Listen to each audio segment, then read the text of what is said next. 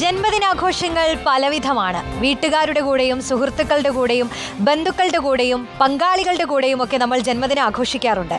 എന്നാൽ മലപ്പുറത്തെ വ്യത്യസ്തമായൊരു ജന്മദിനാഘോഷം കാണാം.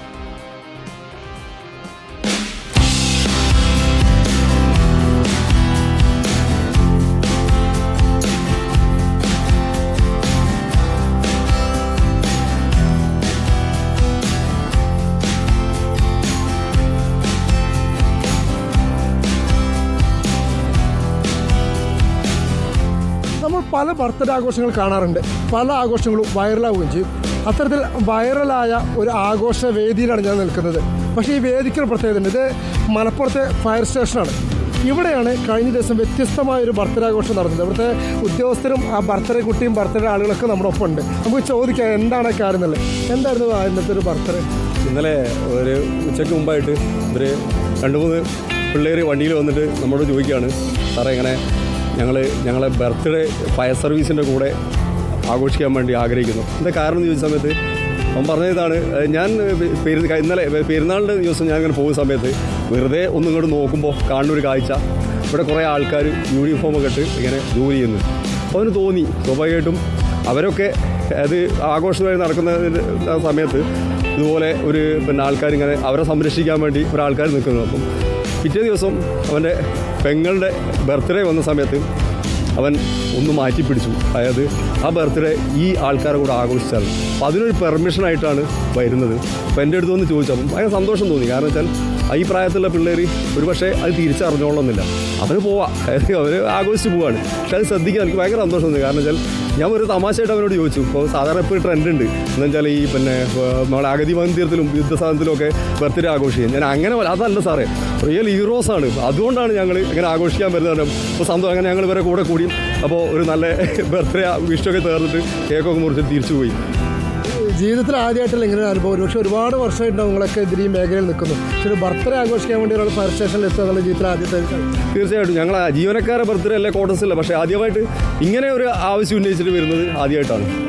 ഈ ബർത്ത്ഡേ കുട്ടികൾ നമ്മുടെ ഒപ്പമുണ്ട്. ഇതാണ് ആ ബർത്ത്ഡേ കാര്യം. എന്താ പേര്? ജഫ്ന.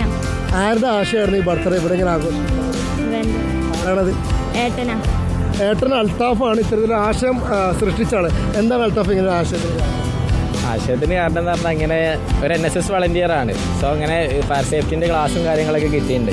പിന്നെ മെയിനായിട്ട് നമ്മൾ പെരുന്നാളിന് ആ ഒരു ട്രാവലിങ്ങിൻ്റെ ഇടയിൽ ഇവരെ ഈ ഒരു ആഘോഷവും കാര്യങ്ങളും ഒന്നും ഇല്ലാത്തൊരു നിർത്തം നമ്മൾ ശ്രദ്ധപ്പെട്ടു. അപ്പോൾ ഇന്ന് ഇൻസ്പയർ ചെയ്തത് ഫ്രണ്ട്സാണ്. ഫ്രണ്ട്സിനോട് ഞാൻ അങ്ങനെ ഒരു ആശയം സൂചിപ്പിച്ചപ്പോൾ ഒന്നുമില്ല, നമുക്ക് 2 കൽപ്പിച്ച് പോയി നോക്കുക.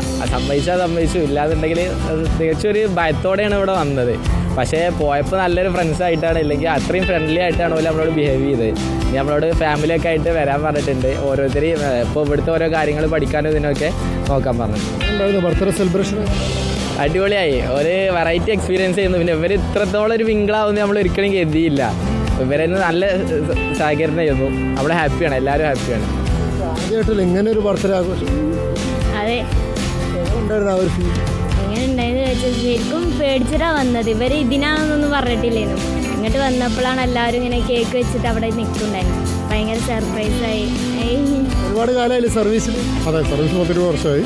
സാറ് പറഞ്ഞ മാതിരി വളരെ ഒരു വൈവിധ്യമാർന്ന ഒരു സംഭവമായി ഇത്. കാരണം ഞങ്ങൾ ഒരിക്കലും അപ്രീഷിയേറ്റ് വന്ന് വീണ ഒരു കേസ് കെട്ടാണിത്. കാരണം ഞങ്ങൾ ജീവിതത്തിൽ ഒരിക്കലും ഇവിടെ ആളുകളുടെ ബർത്ത്ഡേ അതും ഇവിടെ നിന്ന് ആഘോഷിക്കുക എന്നല്ലാതെ പുറമെയുള്ള ഒരാളിവിടെ വന്നിട്ട് ബർത്ത്ഡേ ആഘോഷിക്കുക എന്ന് പറയുമ്പോൾ അത് ഞങ്ങളെ സംബന്ധിച്ചുള്ള ഒരു പുതിയ അനുഭവമാണ്. അപ്പോൾ ഇനി കൂടുതലും ഇതുപോലുള്ള സംഭവ വികാസങ്ങളൊക്കെ നല്ല നല്ല അനുഭവങ്ങളൊക്കെ ഉണ്ടാവട്ടെ എന്ന് ഞങ്ങൾ ആശംസിക്കുകയാണ്.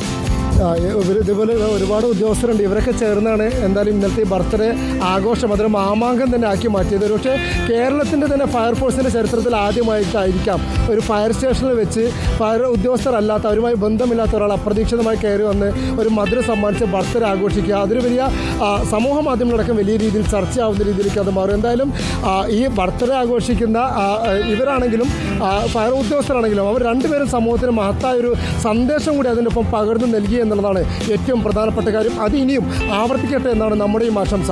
വീഡിയോ ജേർണലിസ്റ്റ് ഉണ്ണിത്തുപ്പൂരിനൊപ്പം reporter Ashkar Ali Karimba in reporter Malappuram.